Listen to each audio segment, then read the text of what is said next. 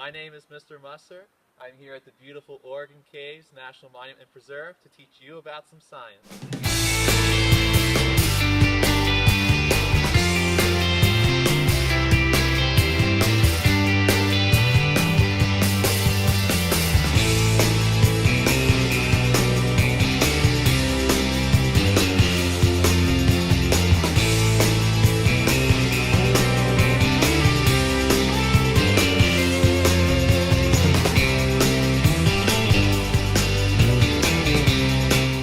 Do rocks change shape and size? Do rocks move? That's what we're going to explore today in our video about weathering and erosion. So rocks breaking down into smaller pieces is called weathering. Now there are three types of weathering that we're going to look at. The first one's called physical weathering. Physical weathering requires a force to break down rocks.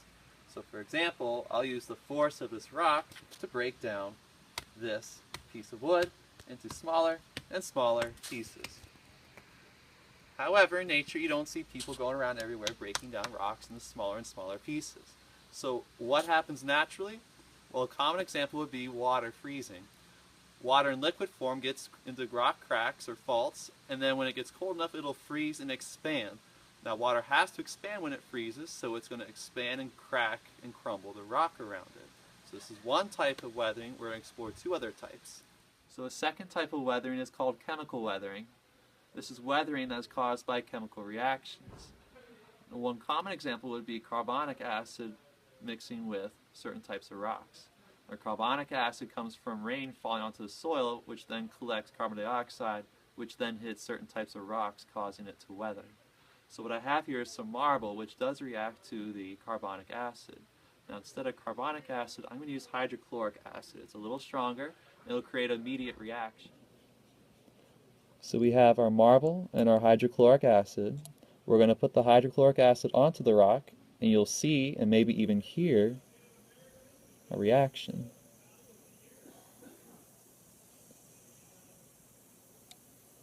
Now through chemical weathering, this acid will get into the cracks in the rock, causing it to break, crumble, and weather even further, causing more weathering.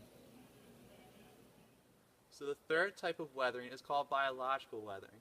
This is weathering or breaking down of rocks caused by living organisms. For example, this tree. Now back at home you might be walking along the sidewalk, and in the pavement you might see cracks in the rock by a tree.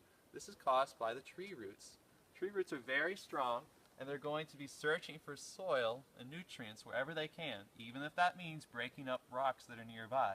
So when you see broken pavement by a tree, that could be an example of biological weathering. So now when things weather, it's going to move. Now the process of moving rock or sediment, small pieces of rock, is called erosion. Now erosion has a couple of different causes. One cause would be wind. So I'm just going to blow on this soil here and we'll watch it move or erode through wind power.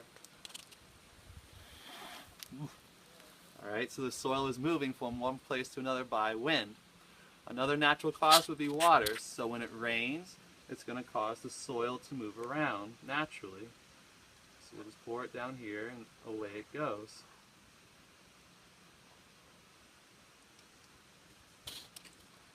Now with erosion, there's also another cause that would be people. We can cause erosion through things such as farming or deforestation, clearing forests. Now the effects of erosion vary. There are natural effects, which would be deposition, moving from one place to another. It's going to gather somewhere. That's called deposition. So like all of it gathered towards the bottom here. Another effect would be, an unfortunate one, would be the spreading of pollutants. So when we farm, we put in pesticides and other nasty things in the soil, or we could, and it'll move through erosion.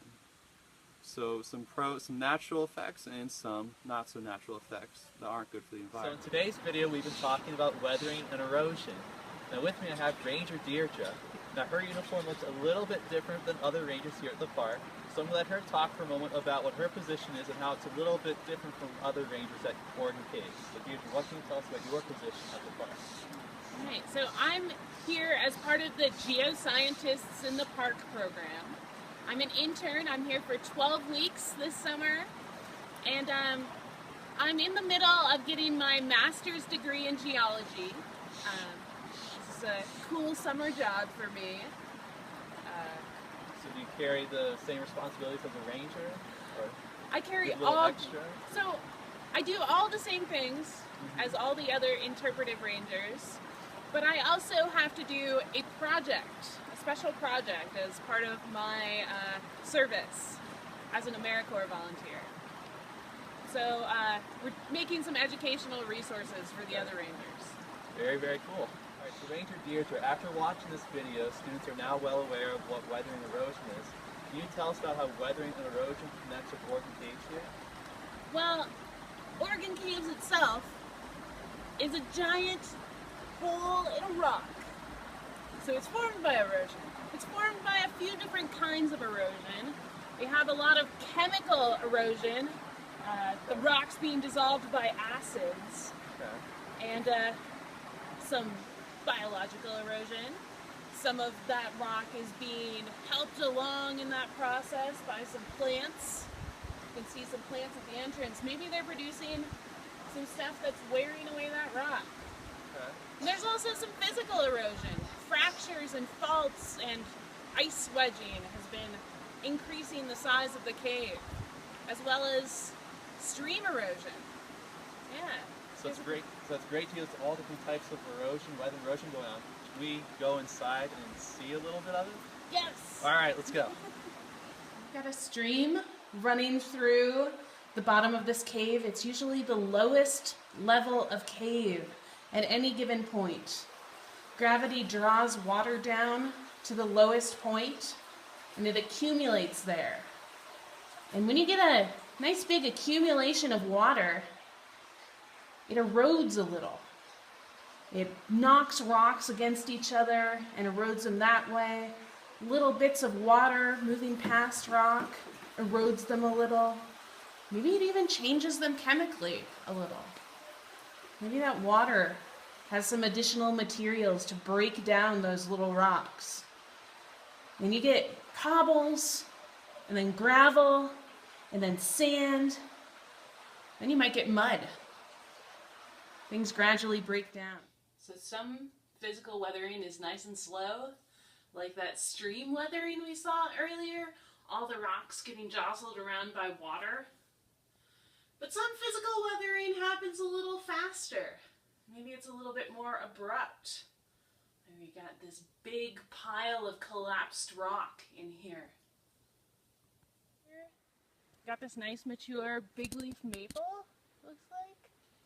And its roots are going down and they're breaking apart this piece of rock. So they've broken this whole rock face off from the rest of the rock back here and put a root right through it. Yeah, there's a little soil development down there. So it's breaking those rocks apart a little physically, shoving them aside, but also acids that the plant's roots are making are actually wearing down the rocks too. Well, that's going to do it for our video today. Thank you for watching, and thanks to Ranger Deirdre for all the extra help. Thank you. Yep, we'll see you next time.